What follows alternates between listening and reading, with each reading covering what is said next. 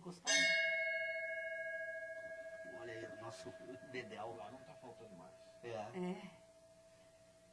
Bem, vamos iniciar a reunião do grupo de estudos. Hoje estava planejada uma ação ambiental. Eu trabalho com as crianças de uma escola aqui na linha Paraíso e estava programada uma ação ambiental que não saiu em função da chuva, por isso não sairia a reunião do grupo de estudos hoje. Então a chuva acabou então adiando esse compromisso lá que ficou agora para o dia 29.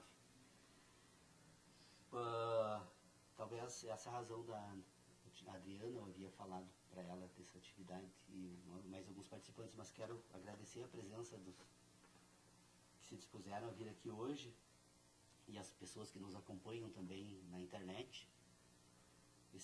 Essas nossas reuniões elas são enviadas por um servidor de streaming, né? Então as pessoas podem acompanhar em tempo real de lugares diferentes. Pelo menos por algum tempo nós tivemos uma pessoa que se comunicava, Antônio, é o nome dele, em Portugal.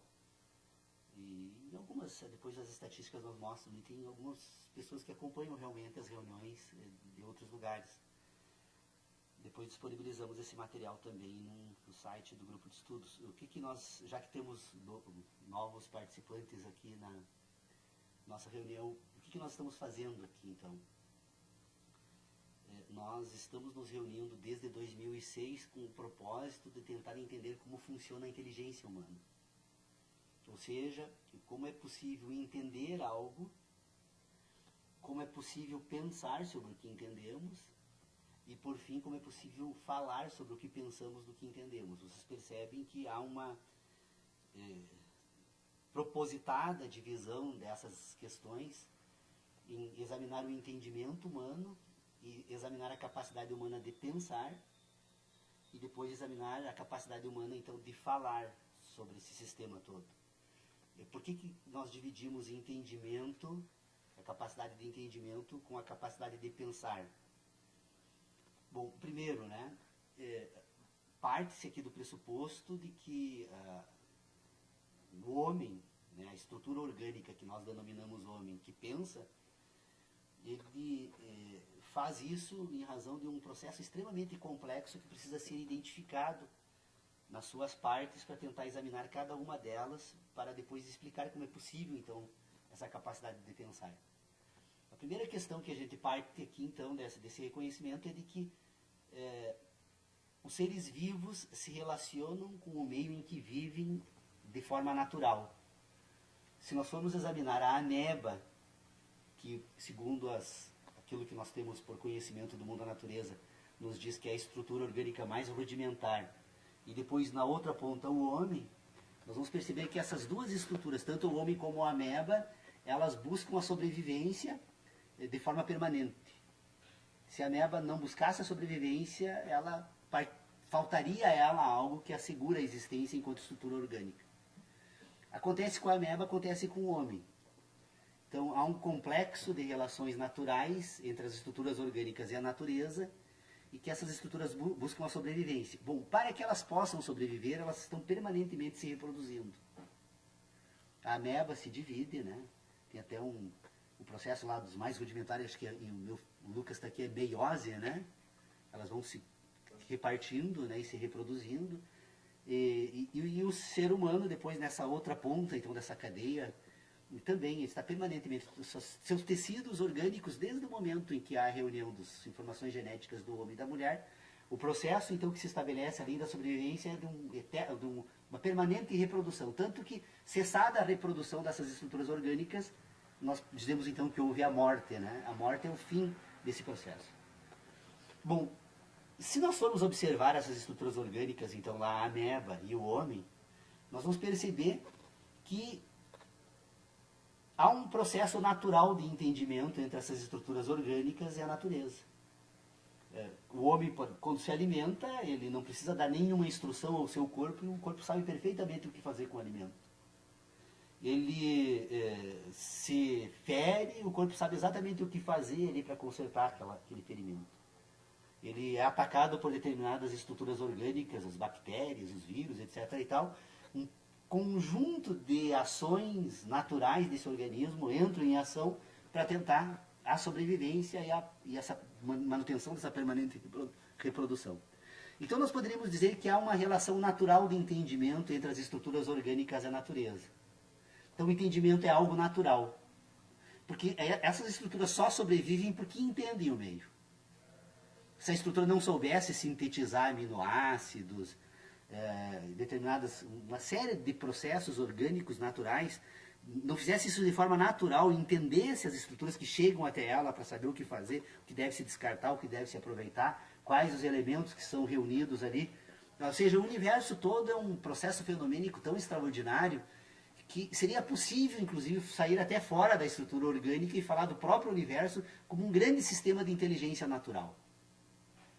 Os astros se movem, há todo um sistema que nós não temos como explicar o universo, e nem é o propósito, porque estamos tentando examinar aqui a inteligência humana, mas é possível perceber no universo um sistema de inteligência.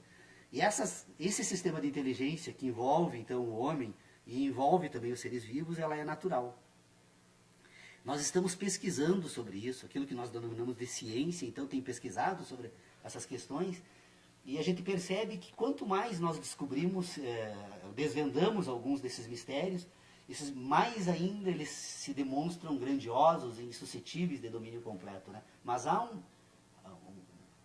um certo domínio do ser humano sobre isso, mas esse domínio é absolutamente limitado. Nós temos então que reconhecer que nós temos uma capacidade natural de entender. Há uma relação natural de entendimento entre as estruturas orgânicas e o meio em que elas vivem. Bom, se nós reconhecemos então esse entendimento como algo natural, como é que nós poderíamos examinar algumas questões, os primeiros elementos que são utilizados pelo homem então para construir um sistema de inteligência? Vamos perceber que essa estrutura orgânica ela está presente em algo que nós denominamos então de mundo e universo, né? Alguém poderia me dizer, eu não gosto de falar sobre nada sem dizer de que forma eu parto, como eu organizo essas ideias. Então vamos fazer um pequeno parênteses aqui para tentar definir como o universo e o mundo entram nesse sistema. O universo é um processo em curso no espaço. Nós não temos como ir além, não tem resposta que possa ir além desse reconhecimento. O universo é um processo em curso no espaço. Processo fenomênico, obviamente, né? São complexos fenômenos extraordinários que nós percebemos nos astros e vamos perceber nas estruturas mais elementares da matéria. Mas é um processo em curso. Esse homem que está presente nesse universo, então, que é a estrutura orgânica que estamos examinando, ela se relaciona com esses processos no espaço. Tudo que acontece no universo, ele acaba, de uma certa forma, atingindo essa estrutura orgânica, o homem, e nós vamos dizer, então, que esses processos que se dão no espaço, elas produzem impressões nessa estrutura orgânica, o homem. Então, uma relação entre o homem e o universo, em que o universo produz impressões. Essas impressões nessa estrutura orgânica, então, elas são percebidas através de um complexo sistema de sensações. Então, a estrutura orgânica tem tato, olfato, gosto, visão e audição, e desta relação, então, que estes sentidos e o processo fenomênico do espaço estabelecem, essas impressões produzem sensações. Essa estrutura orgânica, então, agora que tem sensações, como essa relação entre ela e o universo é natural, se encostou no fogo, ele produz calor, ele se alimenta, há todo um sistema natural de entendimento para que essa estrutura orgânica se reproduza e sobreviva. Estas relações, então, entre os fenômenos que produzem impressões e as sensações, elas passam a ser relacionadas. Então, determinado fenômeno é causado aqui, ouvimos uma explosão, e ao mesmo tempo percebemos um clarão de fogo, e ao mesmo tempo percebemos uma movimentação de vários objetos. A associação dessas diferentes sensações relacionadas entre si nos permite dizer que uma bomba explodiu, ou que uma rocha caiu. Há uma associação de sensações para agora, então, organizar esses fenômenos no espaço. Na medida em que essa estrutura orgânica, então, relaciona as sensações, organiza as sensações do espaço, ela vai construir agora um sistema de relacionamentos então, entre impressões e sensações, e isso vai construir, nessa estrutura orgânica, uma inteligência que nós chamamos de inteligência de sentidos. Todas as nossas memórias sobre os fatos que ocorreram no mundo da natureza, elas se apresentam, num primeiro momento, como um conjunto de sentidos organizados entre si, que vai compor, então, nessa estrutura orgânica, aquilo que nós chamamos, então, das suas verdades. Ela tem um conjunto de sensações que se ordenam e que ela tem, então, como aquilo que ela viu, que ela ouviu, que ela percebeu, ou seja, vocês percebam que essa estrutura orgânica, então, na medida em que ela vai sendo impressa pelos fenômenos, os fenômenos, então, produzem impressões. Ela recebe através de sensações. Estas sensações transformam a estrutura orgânica. Toda vez que ela recebe qualquer informação por qualquer um dos sentidos, ela é transformada, ela se transforma enquanto estrutura orgânica, e essa transformação, então, é a estrutura orgânica agora somada aos seus sentidos, que compõem aquilo que ela vai denominar das suas verdades. Então, vocês percebam que há toda uma relação entre a estrutura orgânica e o mundo da natureza, que se ordenam por sensações. Então, eu tenho uma estrutura orgânica que se ordena por sensações. A questão toda que quando essa impressão é produzida na estrutura orgânica, que é ordenada por sensações, ela imediatamente também agora passa a pôr em ordem um outro âmbito de inteligência, que são as sínteses destas impressões. Então, eu tenho o fenômeno, a impressão, a sensação, e agora compõem um sistema de sentidos e, ao mesmo tempo, um sistema de sínteses. As sínteses agora são determinadas relações orgânicas que essa estrutura organiza em um outro ambiente de inteligência, que nós identificamos então como o cérebro. Este cérebro humano, agora, a partir de um processo puramente sintético, começa a desenvolver um sistema de ideias. As ideias são relações sintéticas das sensações que foram produzidas por impressões. Então, as ideias, elas estão voltadas para qual ambiente? As ideias estão relacionadas aos sentidos.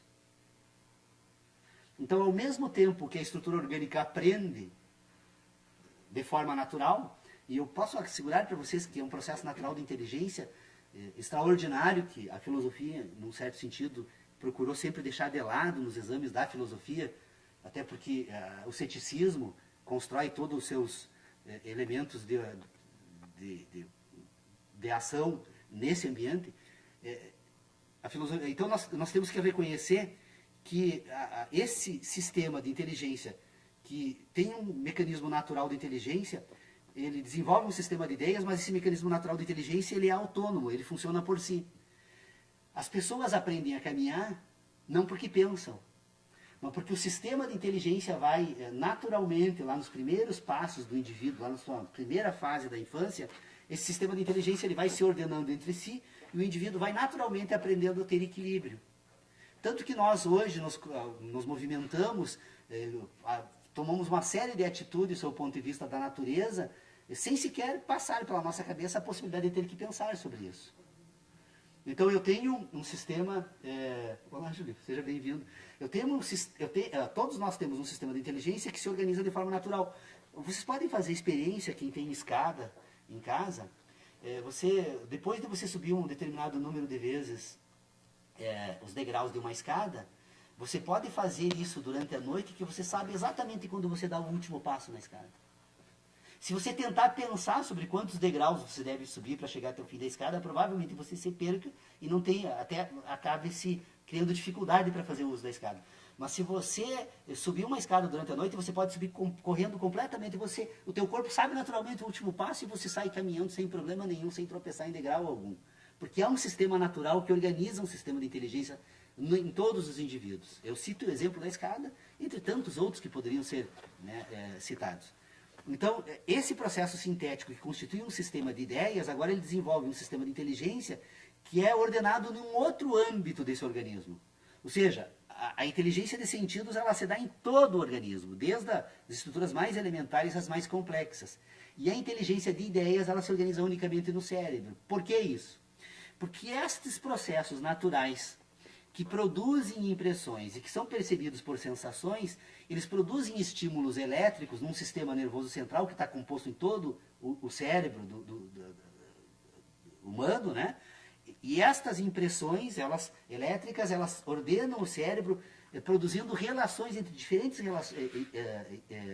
estruturas do cérebro humano, e essa produção de relação interna na estrutura do cérebro é que vai compor aquilo que nós vamos chamar de ideias do mundo da natureza. O que são as ideias do mundo da natureza? São as relações que o indivíduo estabelece agora entre a sua estrutura orgânica e o universo em curso no espaço.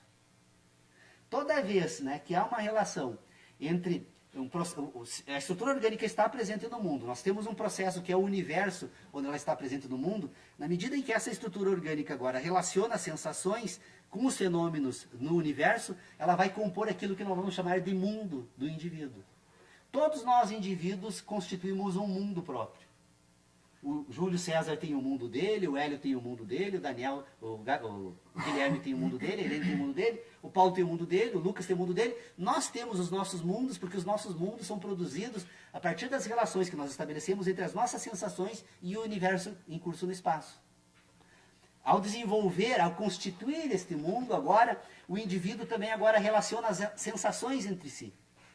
Na medida em que o indivíduo relaciona as sensações entre si, ele desenvolve a razão humana.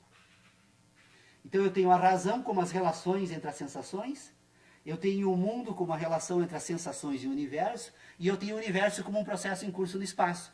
Este mundo, composto pela razão humana, vai permitir agora a constituição do quê? De um ambiente de inteligência completamente diferente do ambiente dos sentidos. É um ambiente que nós vamos denominar, então, como o ambiente das ideias.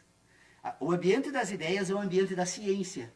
O ambiente da ciência, então, que compõe o ambiente das ideias, ele se distingue do ambiente das sensações que compõe o ambiente agora dos sentidos.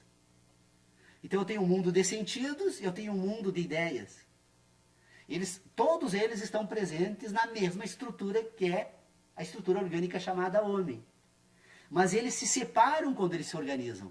Então, qual é a grande tarefa da filosofia? É colocar em evidência esse complexo sistema material agora, orgânico, de relações entre fenômenos, que vai desenvolver um sistema de sentidos para o homem, de um outro ambiente de inteligência completamente distinto, que é de ideias, que é da ciência, que é metafísico e que, portanto, ele é só relacional. É necessário compreender que as relações entre si são relações entre si. E os sentidos entre si são sentidos entre si. Nós temos dois ambientes, duas formas completamente diferentes de inteligência que precisam ser agora colocadas em ordem. Por quê? Porque desse ambiente de inteligência que nós denominamos então de metafísico, ou da ciência, ou de ideias, que na verdade são diferentes formas de tratar do mesmo tema, esse ambiente metafísico é o ambiente então agora onde vão ser desenvolvidas, vão ser descobertas as certezas humanas. Todo indivíduo tem um sistema de inteligência que ele se orienta por certezas.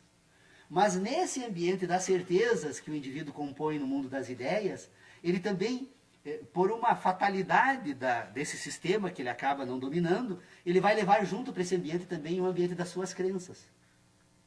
Então, sempre que eu tratar da metafísica, sempre que eu tratar do ambiente da ciência, das ideias, eu estou também tratando de um ambiente em que eu tenho, que eu organizo as certezas e as crenças. Bom, por que eu poderia dizer que é possível falar de crenças e certezas no ambiente das ideias, da ciência, ou um ambiente metafísico?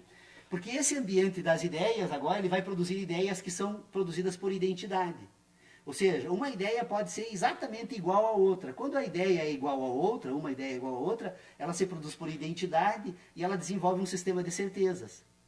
Agora, nesse ambiente das ideias também vai se pegar emprestado do mundo da natureza, dos sentidos agora, os modelos que vão constituir ideias, que são referências, que são ordenadas a partir de correspondência com o fenômeno da natureza. Então, eu tenho a ideia da molécula, eu tenho a ideia do sol, da terra, da vida, das árvores. Eu tenho uma série de ideias que são produzidas porque elas pegam o mundo da natureza como modelo para constituir representações. Então é um mundo que é um sistema que se corresponde com o mundo da natureza, por isso que ele está sempre sujeito a ser, aliás, ele só pode ser tratado como crença. Já nesse sistema das ideias por identidade, como uma ideia pode ser exatamente igual a outra ideia, é possível então organizar um sistema que ordene grandezas e ordene quantidades. Vocês percebam que nesse ambiente das certezas eu posso produzir todo um sistema de raciocínios que são os raciocínios matemáticos. Os raciocínios matemáticos que são produzidos no ambiente das certezas, eles provam a existência de um ambiente de certeza. Juntamente com a matemática é possível também trabalhar, organizar um sistema de geometria pura. Então eu tenho agora um sistema de certezas que me permite ordenar quantidades e grandezas. Ordenando quantidade e grandezas e buscando emprestado do mundo da natureza, agora os modelos fenomênicos que servem por representação para as ideias das crenças, agora eu produzo a ciência. A ciência é um sistema de crenças. Aquilo que nós chamamos de conhecimento rigorosamente científico só existe na matemática e na geometria. O conhecimento rigorosamente científico não é nada mais, nada menos uma tentativa de aproximação entre uma ideia e um fenômeno. Mas essa tentativa sempre falha. Por que ela é falha? Porque a ideia sempre vai encontrar um limitador. O homem não tem condições de assegurar com certeza que ele conseguiu investigar as últimas causas de determinados fenômenos. Então o homem pega uma partícula de areia e aí diz, olha, então eu tenho um elemento natural do mais singelo aqui, que é uma partícula de quartzo, né?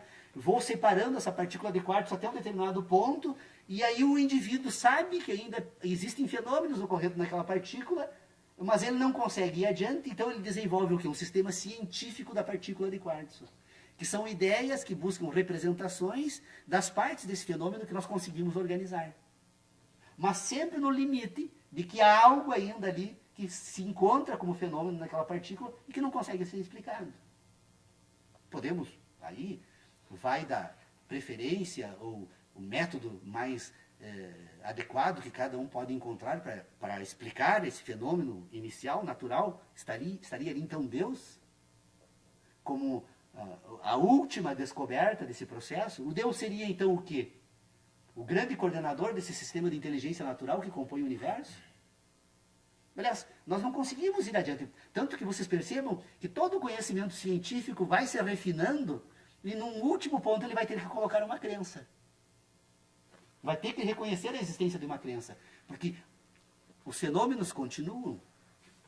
Então, vocês me desculpem se eu fui rápido demais nessa exposição assim, do sistema, mas o que eu quero trazer aqui para vocês e para o grupo, então, e para as pessoas que nos acompanham na internet, para reflexão, é a necessidade urgente de nós retomarmos, então, agora, um debate sobre a filosofia e sobre as demais instituições, inclusive as instituições humanas, levando em consideração um novo método.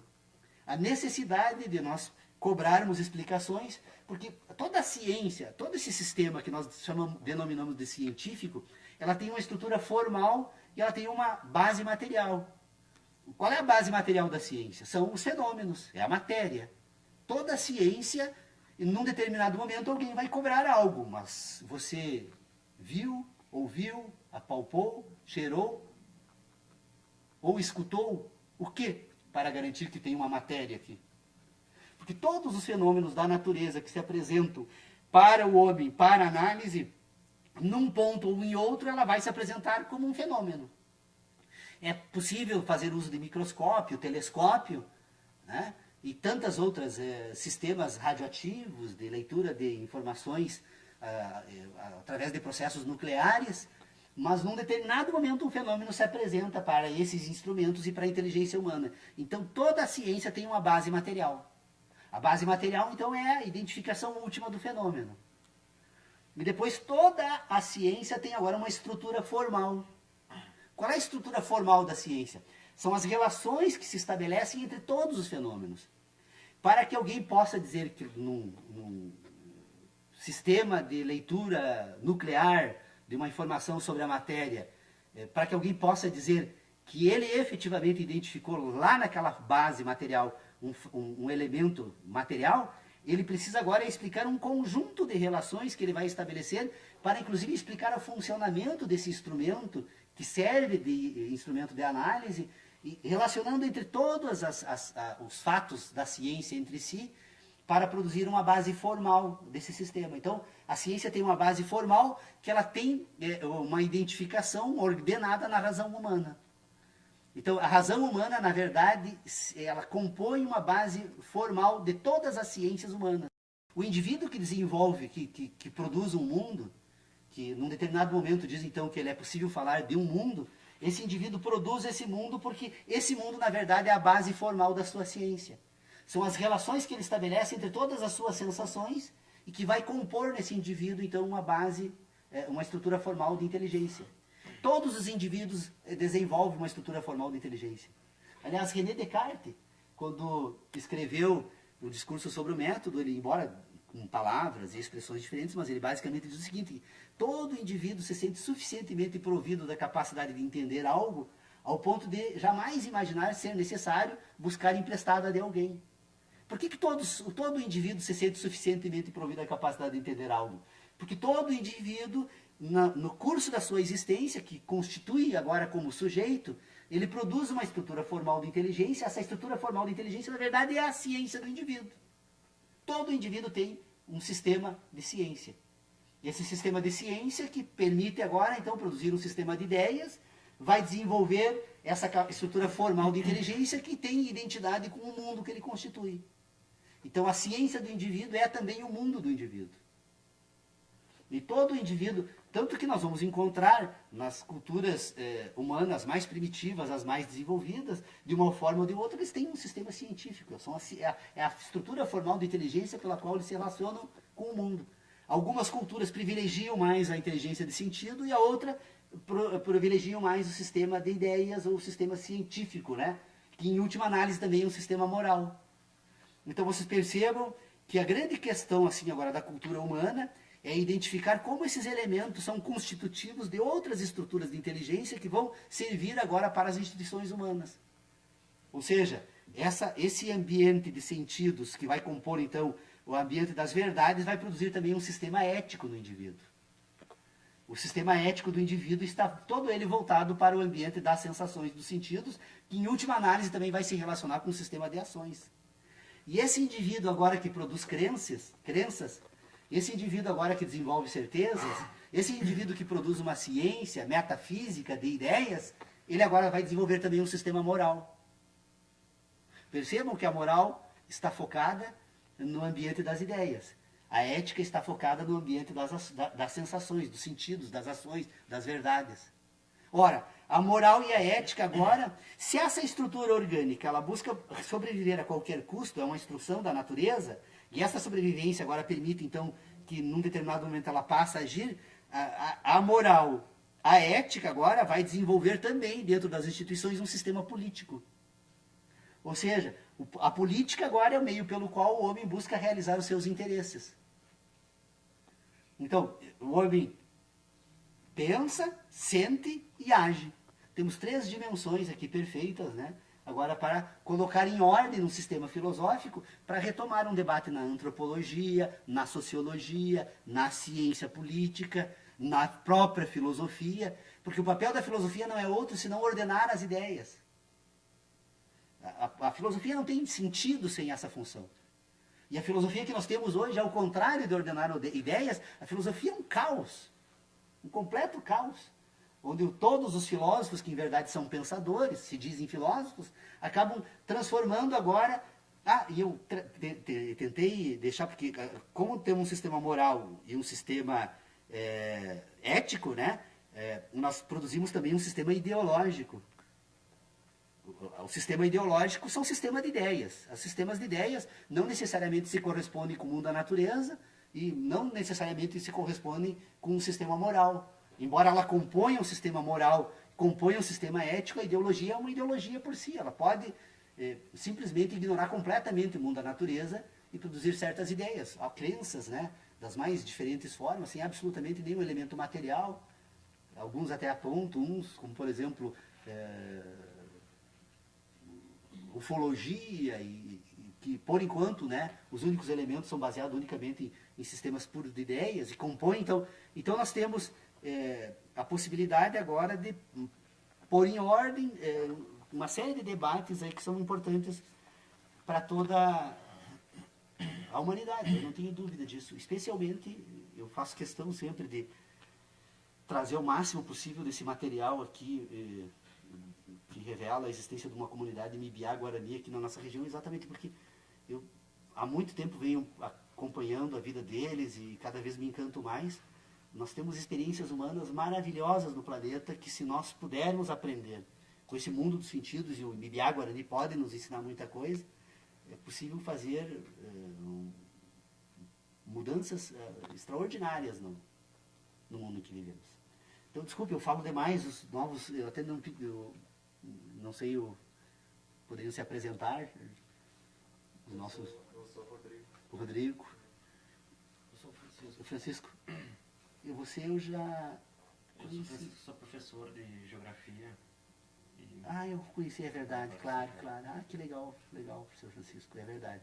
Agora eu estou me ligando aqui. Então sejam bem-vindos os amigos aqui. Nós estamos desde 2006 e tudo começou assim como uma tentativa, né? Na verdade, essa exposição, essas ideias que eu estou expondo aqui são ideias que eu venho defendendo aqui no grupo, né? Mas cada um de nós, obviamente, e dependendo do desenvolvimento de cada um de nós estamos participando de um esforço aqui que começou em 2006. O que nós nos demos conta em 2006? O Dr. Pedro Osório, que é um colega nosso, professor lá no IESA, né?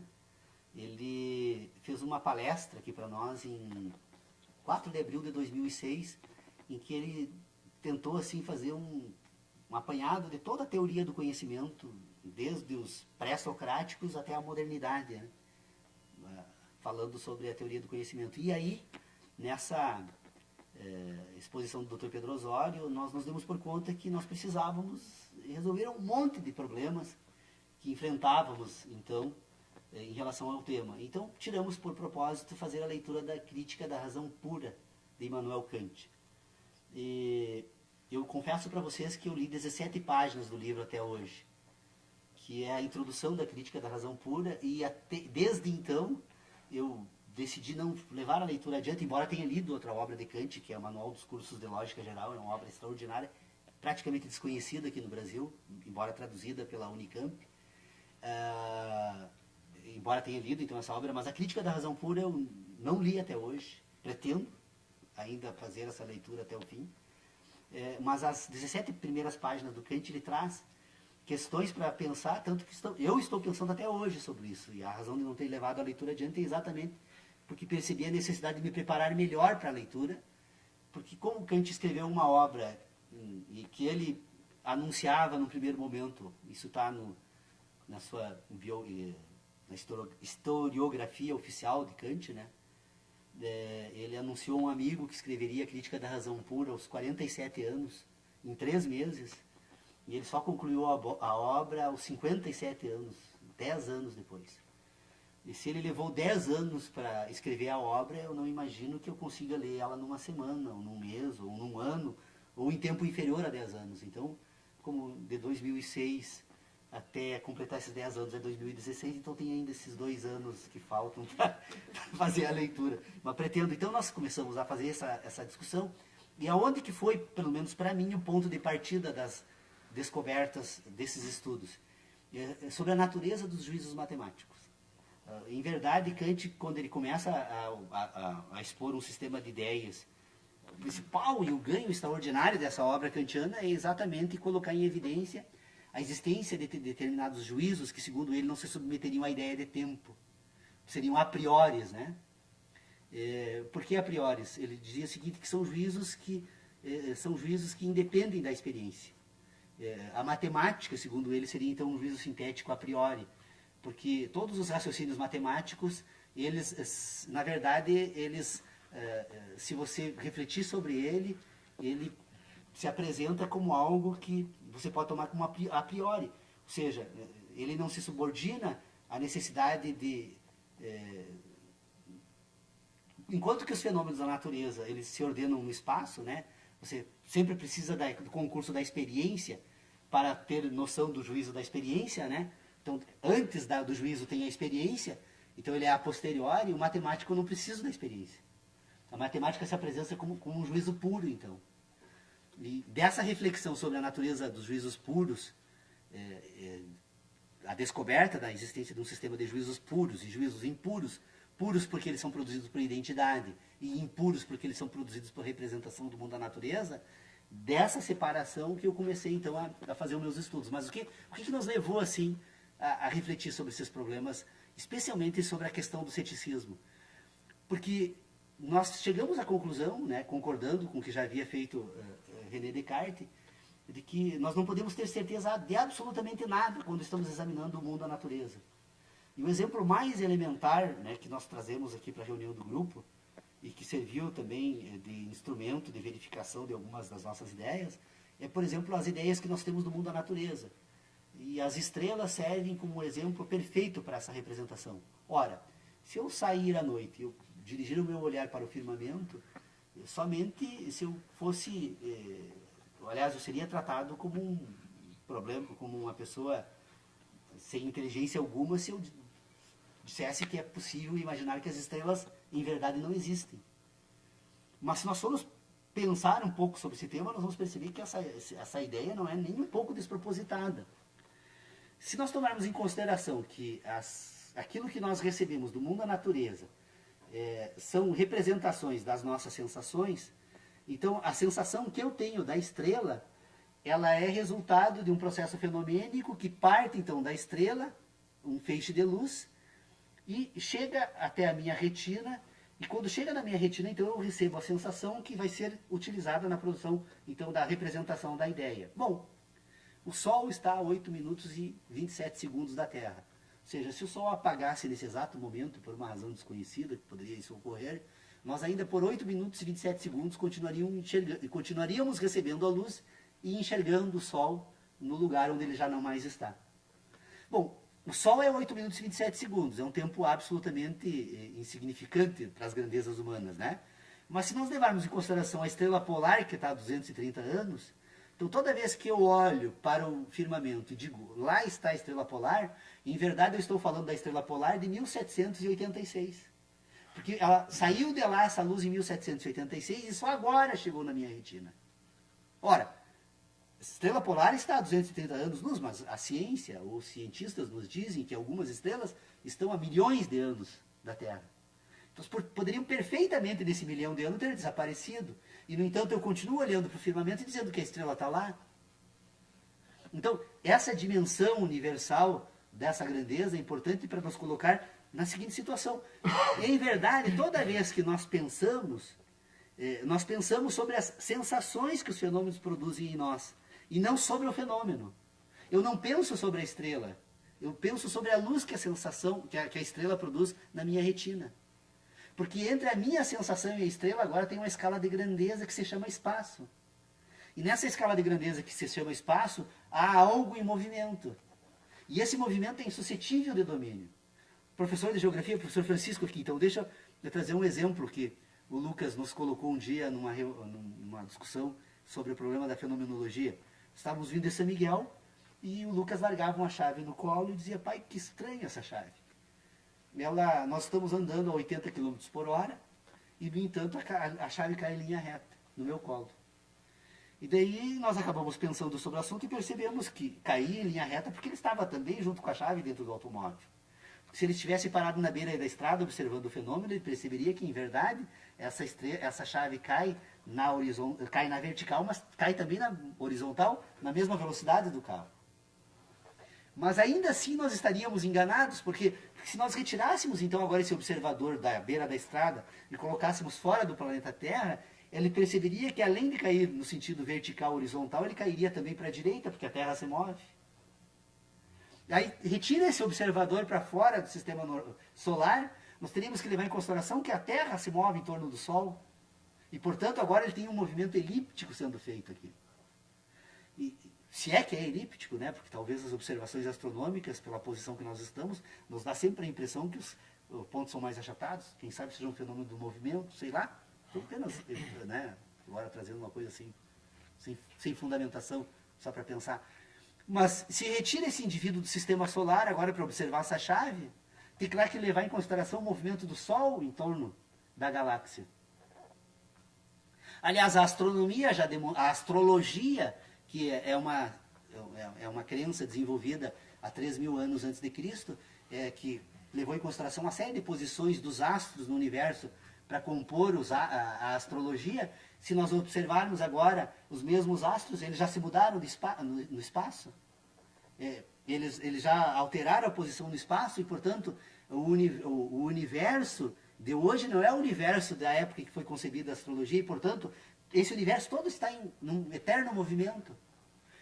Não seria possível imaginar a possibilidade, então, de ao invés agora de observar essa chave em movimento, imaginar essa chave agora na estática e todo o restante do universo se movendo? Aliás, o que se move? A chave ou o universo? E quais as relações entre esses movimentos todos?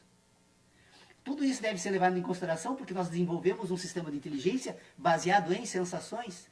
E as nossas sensações são representações, são impressões produzidas por fenômenos, e a impressão e o fenômeno estão espacialmente em pontos diferentes. Então, todo fenômeno que produz impressão e que é percebido por um sistema de sensação, entre o fenômeno e a sensação existe uma escala de tempo. Então, quando eu penso sobre algo, eu não penso algo, eu penso a sensação que algo produz em mim. Então, o mundo que é desenvolvido no sistema de inteligência não é um mundo natural, mas é um mundo das sensações. Os indivíduos não pensam objetos, os indivíduos pensam sensações. Tanto que se nós apagarmos a luz aqui agora, esses livros que estão aqui não desaparecem nenhum, e no entanto eles desaparecem na minha inteligência porque faltou a sensação. Então vocês percebam, nós desenvolvemos um sistema de inteligência e toda a educação desconsidera isso. E aí talvez esse seja o principal problema para a ordenação da educação humana, educação, formação, ordenação do sistema de ciência mais desenvolvido, de nível superior, né? Porque nós introduzimos nas crianças, nos nossos filhos, e já recebemos isso também por aquilo que nós chamamos de civilização, ou mundo civilizado, nós recebemos, somos induzidos a imaginar que nós pensamos o mundo.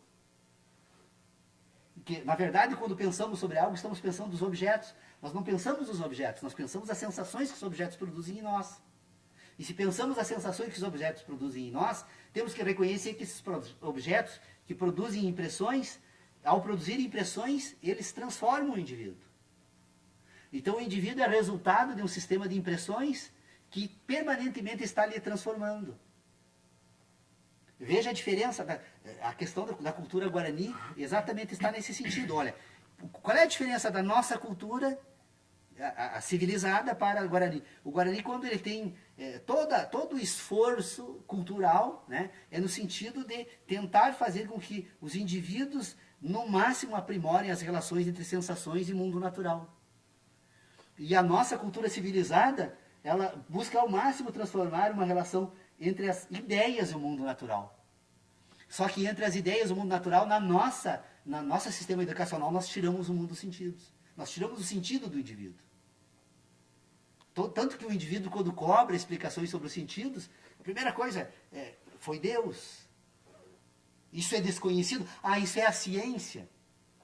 Então, o discurso da ciência, o discurso religioso e todos os demais discursos ideológicos é para fazer com que o indivíduo abandone completamente o mundo dos sentidos para se relacionar unicamente entre uma pretensa correspondência que não existe entre o mundo de ideias e o mundo natural.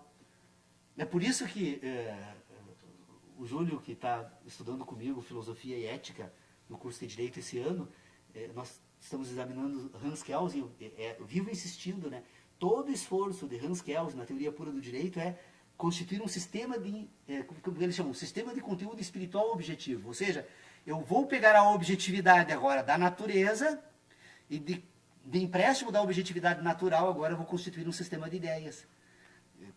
Com o propósito do quê? De constituir uma ciência jurídica. A ciência jurídica, então, ela se dá no mundo do espírito, das ideias, e o propósito dela agora é se relacionar com o mundo da natureza. Então, o grande problema da ciência do direito é porque, como ela abandona completamente o mundo dos sentidos, mas usa por empréstimo o mundo dos sentidos, que projeta agora nesse mundo de conteúdo espiritual objetivo, um sistema de ideias, ele acaba sempre faltando algo. Todas as objeções sobre a possibilidade de uma ciência rigorosamente científica no âmbito do direito é a falta dessa concordância, que é possível depois examinar de uma outra forma. Mas o que eu gostaria de trazer aqui para as nossas discussões é isso. esse esforço que nós precisamos fazer para voltarmos a examinar algumas questões que nós temos por resolvida e que está muito, mas muito longe de ser resolvido. Porque nós nos enganamos e sempre que percebemos que nos enganamos, ao invés de tentar buscar as razões desse engano, nós abandonamos completamente isso. Não, isso é um assunto que não precisa ser examinado. Isso causa um desconforto terrível. Tão terrível que eu tenho feito várias experiências aí desde que fiz a descoberta, em todos os ambientes. Se eu iniciar tentando colocar em dúvida esta questão, imediatamente eu perco 50% do meu público. A metade abandona imediatamente, algumas até de uma certa forma raivosa. Tu percebe, sim, uma incomodação. Esse chato aí vem tratar esse assunto, né? E os que ficam, né? Eles não conseguem superar algumas dificuldades iniciais exatamente por essa tendência natural que todos nós temos, e ela é absolutamente natural, de imediatamente jogar fora essa possibilidade está fora das cogitações. Não, deixa isso aí de lado, vamos examinar as ideias, né? Mas é exatamente essa tentativa de demonstrar de que as ideias, elas se relacionam com os sentidos e não com o mundo natural. O homem é o intermediário para as ideias dos sentidos. Nós indivíduos, ao mesmo tempo que somos sujeitos, porque produzimos ideias, nós somos submetidos a esse sistema porque ela é produzida pela natureza na medida em que produz impressões. Então, as ideias se relacionam com as sensações e não com o mundo natural. E partindo disso, então, agora é necessário fazer um esforço muito grande para tentar separar nesse mundo das ideias aquilo que efetivamente está baseado numa sensação daquilo que está baseado apenas numa outra ideia. Porque depois que nós desenvolvemos a capacidade de pensar, nós podemos introduzir, ao invés de sentidos, crenças nesse ambiente, crenças puras. Porque vocês percebam o seguinte, as ideias que buscam a natureza como modelo, elas mesmo assim são crenças. Por mais que eu diga assim, não, eu vi, eu apalpei, eu cheirei, quando esse fato produziu a sensação, imediatamente ela se coloca historicamente no passado, como sensação. E a partir de agora, como ideia, ela vai se apresentar só como crença. Então, o indivíduo que produz verdades, né, as verdades agora servem de modelos no mundo das ideias para a produção de crenças. E, o truque de mágica produz crenças maravilhosas, né? As pessoas desaparecem, nós produzimos uma ideia que tem como base uma verdade, que na verdade ela tem um truque que transforma o fenômeno, entre o fenômeno e a sensação. Há uma intervenção com mecanismos, especialmente na área visual, né, que induz a sensação de que ela está baseada num fenômeno e na verdade está no outro. O espelho, por exemplo. Aparentemente, né, se nós fôssemos observar o mundo a partir de um espelho, o mundo estaria agora no espelho e não no mundo da natureza. A imagem que produz as sensações não seria mais a natureza, mas o espelho. E nós estaríamos imaginando que é o mundo da natureza que está produzindo as imagens. Na verdade, ela serve de reflexo no espelho, porque, na verdade, a impressão visual tem uma natureza lógica. Um dia eu já examinei esse tema aqui, que é o sistema hepta-animal de inteligência, que você deve ter percebido ali na porta, aquela chamada de atenção ali para essa reflexão. Na verdade, a estrutura orgânica ela tem 2 sentidos endógenos e 5 exógenos. E desses 5 exógenos, 4 são orgânicos e um sentido é lógico. A visão ela não produz sensação alguma. Ela, na verdade, só permite que a retina consiga decodificar diferentes comprimentos de ondas de luz, e nessa decodificação desses comprimentos de onda de luz, ela dá, então, ela consegue projetar as ideias de cor e espaço, né, no cérebro. Então, aquilo que nós recebemos pela visão, na verdade, ela é uma estrutura puramente lógica. E a visão não produz sentido algum.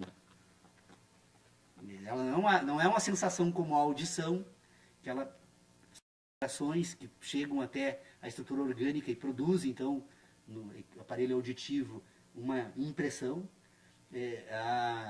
o tato, né, que você recebe a impressão diretamente da matéria, o olfato, né, que se produz através de gases que chegam então até o aparelho olfativo, e o gosto, né, que são produções glandulares que permitem então agora o organismo identificar certas informações sobre aqueles elementos. Então, esses 4 sentidos são orgânicos. A visão não. A visão não tem absolutamente sentido algum. É uma informação de natureza lógica que o cérebro decodifica através da retina. Então, esses 5 sentidos que são relacionados exogenamente com os 2 endógenos, que são as instruções de reprodução e de sobrevivência, que são racionalizáveis com as ideias de dor e prazer, e relacionados entre si, esses 5 operadores lógicos, então agora produzem aquilo que nós chamamos de mundo.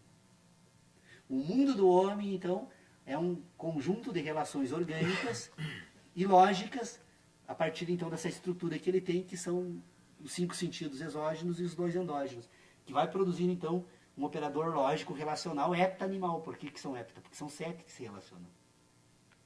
Na verdade, nós não temos 5 sentidos, na verdade, nós temos 7 sentidos.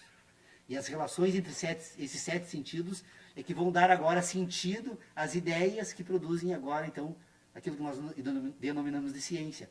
É esse sistema hepta-animal que busca a matéria da inteligência. Então, quando nós falamos que a ciência tem uma base material, essa base material incide sobre esse sistema hepta-animal, e esse sistema hepta-animal agora, sinteticamente, produz uma representação de ideia, que na verdade é a construção de sinapses entre diferentes regiões do cérebro, que vai agora, na medida em que elas vão se associando, elas permitem as representações das ideias de cor, de distância, memória do gosto. Vocês percebem que a memória da cor e a distância, ela tem uma origem puramente lógica. E a memória do gosto, do tato, do olfato, ele tem uma outra origem, que agora é orgânica. Então a memória orgânica, ela se organiza numa parte do cérebro, e a memória lógica noutra. É bem provável que a incapacidade de desenvolver essa memória de natureza puramente lógica, como o homem desenvolve, que impediu até agora, o que ainda não permitiu que os animais conseguissem falar. Os animais, se nós formos perceber, por exemplo, os nossos cães, quem tem cãezinhos aí sabe muito bem do que eu estou falando, os nossos cães têm praticamente a mesma memória. Todo o sistema de inteligência de sentidos que o homem desenvolve, eu não tenho a menor dúvida que o meu cão também desenvolve. O que falta ao meu cão agora é essa capacidade sintética de desenvolver essa inteligência de natureza lógica, que é com a visão que ela é desenvolvida. Vocês podem perceber que todos os cérebros que desenvolvem minimamente um sistema lógico de inteligência, eles são sistemas que recebem informações visuais. Então nós temos todo um sistema de inteligência aí que ainda é para ser investigado. Eu penso assim, que há um universo completamente novo pela frente aí para todos nós, se nós levarmos em consideração essas questões que eu tenho trazido aqui. Eu tenho sido cobrado por algumas pessoas sobre a necessidade de escrever sobre isso. E eu já tentei escrever e sou um incompetente para a escrita, né? Não que a escrita não que eu não consiga escrever, mas toda vez que eu trabalho com essas ideias, quando eu me volto para a escrita, a gramática me ocupa mais do que a minha capacidade, ocupa quase toda a minhas potencialidades, e aí eu abandono as ideias. Então eu prefiro falar. Tem esses assuntos, especialmente o sistema hepta-animal de inteligência, está na internet, em arquivos, se alguém um dia quiser conhecer um pouco melhor. E também agora a proposta seria nós voltarmos a examinar a questão da ação humana. Na reunião passada eu trouxe esse tema de volta para o grupo aqui, porque toda vez que se nós temos então 3 ambientes aqui para examinar, então, o ambiente, porque a fala é uma ação. Percebo que até aqui, em momento algum, eu disse que o propósito nosso era examinar como é possível entender, como é possível pensar e como é possível falar. Eu falei aqui como é possível entender e como é possível pensar. Para dizer como é possível falar, agora nós precisamos examinar então a ação humana. E para examinar a ação humana nós precisamos fazer uma divisão. Tem ações que são diretas, que se dão dentro da estrutura orgânica, e tem ações que são indiretas, que se projetam para fora da estrutura orgânica.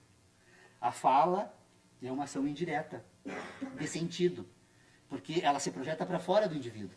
Embora o indivíduo utilize estruturas de sentidos que são internas, são diretas, ele projeta agora um sistema de sentidos no outro indivíduo, com o propósito de ordenar a inteligência do outro indivíduo. Então é complexo esse tema, mas a ação humana ela é um tema que poderia também nos ocupar daqui para frente, para examinarmos então essas ações diretas, as indiretas, né, para verificar quais são as diretas que nós temos e quais são as indiretas. Porque nessas diretas nós poderíamos examinar as ações involuntárias, as voluntárias e as mistas, né? Porque o meu organismo, nas ações diretas, assim, só para chamar a atenção para a necessidade desse debate, por exemplo, meu coração bate independentemente da minha vontade. Eu até posso, com o auxílio de alguns exercícios, acelerar o batimento cardíaco ou diminuir o batimento cardíaco. Mas é um processo natural. É uma ação direta e involuntária. Eu tenho algumas ações diretas voluntárias, por exemplo, eu movimento meu braço, movimento minha perna, movimento minha boca, e com isso eu falo. Né? São ações diretas que operam no organismo, mas agora estão sob o controle, são voluntárias. E tem algumas mistas. Por exemplo, a respiração. A respiração ela é um determinado momento natural e depois um determinado momento sob o controle da vontade. Eu posso paralisar a minha respiração por um certo tempo. Mas depois o organismo naturalmente volta a assumir o controle dessa função. E depois, então nós temos, nas ações diretas nós podemos examinar então as ações involuntárias, as voluntárias e as mistas. E depois nós podemos observar orgânicas. Sim, professor? Então, por essa questão, então, tendo essa linha de raciocínio sobre a questão, fiquei um pouco perturbado com a questão civilizatória. Então, o processo civilizatório é um processo bem específico para a construção, principalmente enquanto ocidentais, da visão da inteligência, enfim, seja toda essa construção de signos que foram representadas e que hoje nós estamos aqui codificando. Então, o processo civilizatório ao qual nós estamos envolvidos é um processo que culminou com a evolução técnica, né? E através da técnica podemos comprovar diversos fatores, como não necessariamente um Deus para a formação do universo. O universo é formado por um acúmulo de matéria e energia que chegou a certo ponto, ficou tão intenso, explodiu, e nessa explosão formou-se esses corpos celestes ao qual estamos envolvidos. Mas em algum momento tu vai ter que colocar algo para surgir essa matéria, né? Não necessariamente, a matéria está solta nesse complexo ao qual estamos envolvidos, que é o universo. Ela está ali, flutuando nesse sistema. Mas esse sistema tem que ter uma origem. Pois é, mas a origem desse sistema, que por mais que a ciência tente responder, a origem desse sistema vai continuar com uma pergunta. E o que fez essa matéria? Como essa matéria solta apareceu aí, né? Pois é, por isso que nós temos um processo, por isso nós temos um sistema civilizado. A civilização, ela, na verdade, nos reduz. Então a gente fez esse acúmulo de evoluções que, por uma crença, alguém lá chegou um certo dia e disse, não, isso foi Deus. Eu me apropriei da imagem de Deus e construí todo um processo de signos envolvendo esse ser superior que fez, então, com que fosse constituída toda uma série de crenças e rituais e processos envolvendo toda uma comunidade que crê que um ser iluminado chegou lá, botou um pozinho mágico lá e fez todo esse movimento acontecer. Ou poderia estar flutuando nesse sistema e esse complexo de acúmulo fez com que ocorresse, então, a vida e que nós pudéssemos estar aqui hoje discutindo esse processo. Então, esse é um ponto. Não necessariamente temos de ter uma crença para acreditar nesse processo de formação, né? Proibida a entrada de crenças. Então, há um complexo de matérias que não necessariamente precisa de um Deus para fazer, né, esse ponto gerador para o impulso do pontapé inicial. O que aconteceu foi o acúmulo de energia, a explosão, e os processos depois dessa explosão estamos aqui ainda estudando. O universo ainda está em expansão, por isso, das órbitas elípticas ou não, pontos de discussão, norte, sul, o que é norte, o que é sul, nós estamos soltos no universo, né?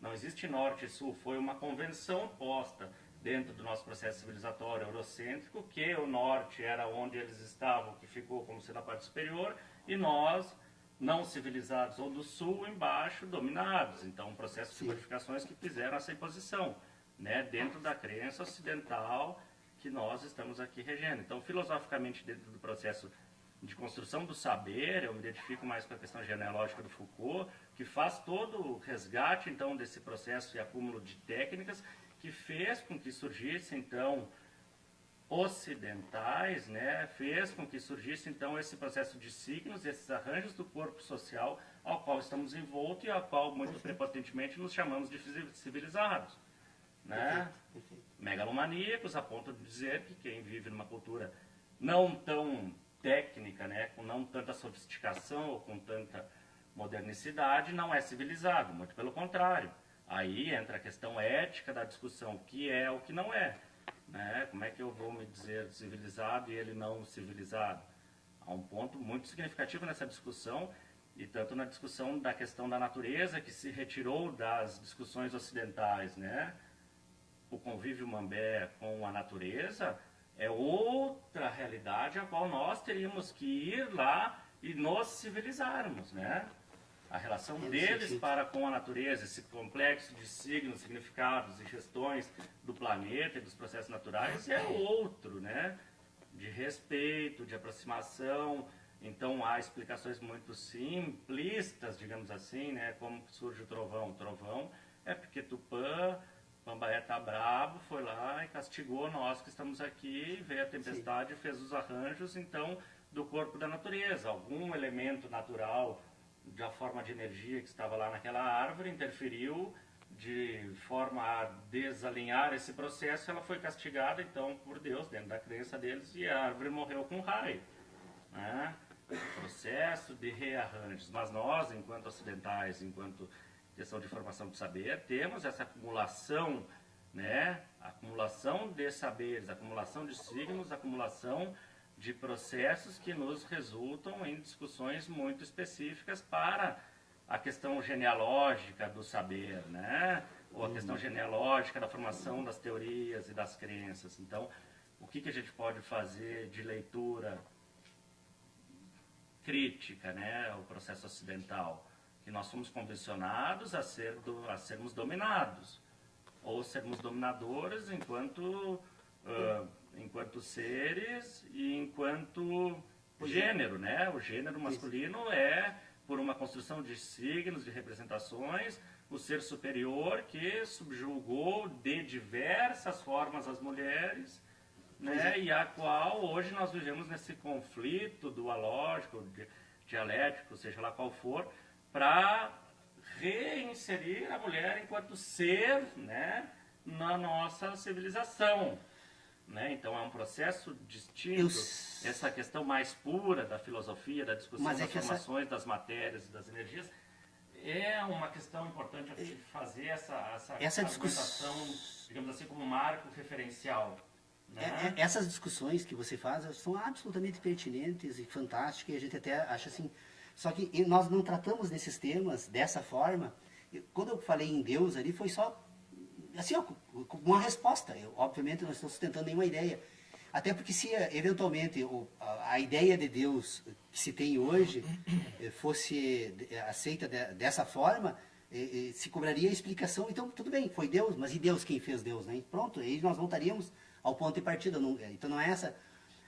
Mas eu gostaria sim de te dizer, Francisco, importante esse debate, podemos fazer, sem dúvida alguma, mas o propósito aqui agora é só examinar essa questão puramente formal, porque na medida que nós examinarmos o homem agora agindo em sociedade e as instituições humanas, aí nós temos que pôr em uma série de questões, assim, eu acho que em ordem, e que talvez não coubesse no propósito. O nosso propósito aqui é examinar pura e exclusivamente a seguinte questão: como funciona a inteligência humana? Depois, as outras questões, né, que eventualmente pudermos tratar, nós poderíamos até organizar outros painéis aqui. Eu acho que essa questão, aliás, meus cumprimentos, você tem um domínio muito claro dessas ideias e até podemos conversar. Acho que poderíamos te convidar uma hora para expor de forma mais ordenada, né? Mas nós temos um horário a cumprir aqui às 11. Isso. Passamos 3 minutos hoje. Nós temos um...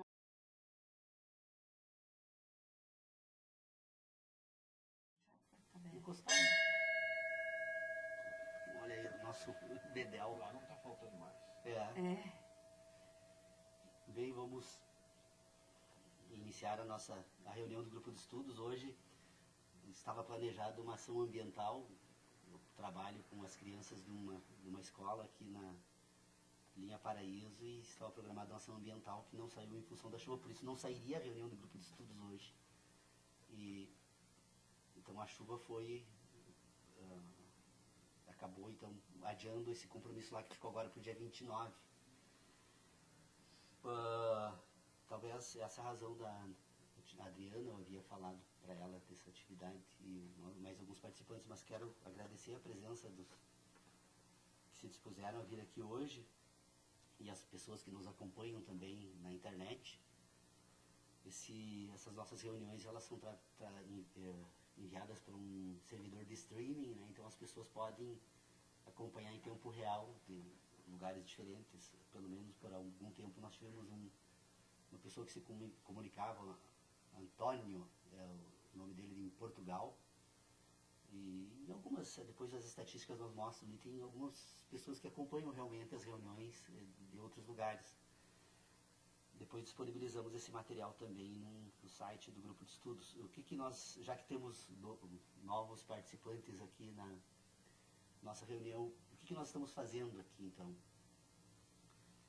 Nós estamos nos reunindo desde 2006 com o propósito de tentar entender como funciona a inteligência humana. Ou seja, como é possível entender algo, como é possível pensar sobre o que entendemos e, por fim, como é possível falar sobre o que pensamos do que entendemos. Vocês percebem que... Mas é possível perceber no universo um sistema de inteligência. E esse sistema de inteligência que envolve, então, o homem e envolve também os seres vivos, ela é natural. Nós estamos pesquisando sobre isso, aquilo que nós denominamos de ciência, então tem pesquisado sobre essas questões, e a gente percebe que quanto mais nós descobrimos, desvendamos alguns desses mistérios, mais ainda eles se demonstram grandiosos e insuscetíveis de domínio completo, né? Mas há um certo domínio do ser humano sobre isso, mas esse domínio é absolutamente limitado. Nós temos então que reconhecer que nós temos uma capacidade natural de entender. Há uma relação natural de entendimento entre as estruturas orgânicas e o meio em que elas vivem. Bom, se nós reconhecemos então esse entendimento como algo natural, como é que nós poderíamos examinar algumas questões, os primeiros elementos que são utilizados pelo homem então para construir um sistema de inteligência? Vamos perceber que essa estrutura orgânica ela está presente em algo que nós denominamos então de mundo e universo, né? Alguém poderia me dizer, eu não gosto de falar sobre nada sem dizer de que forma eu parto, como eu organizo essas ideias. Então vamos fazer um pequeno parênteses aqui para tentar definir como o universo e mundo entram nesse sistema. O universo é um processo em curso no espaço.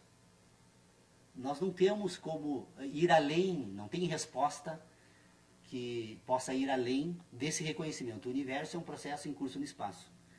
Processo fenomênico, obviamente, né? São complexos fenômenos extraordinários que nós percebemos nos astros e vamos perceber nas estruturas mais elementares da matéria. Mas é um processo em curso.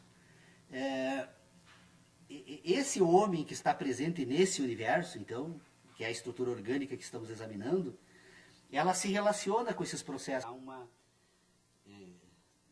propositada divisão dessas questões em examinar o entendimento humano e examinar a capacidade humana de pensar e depois examinar a capacidade humana então de falar sobre esse sistema todo. Por que nós dividimos entendimento, a capacidade de entendimento com a capacidade de pensar?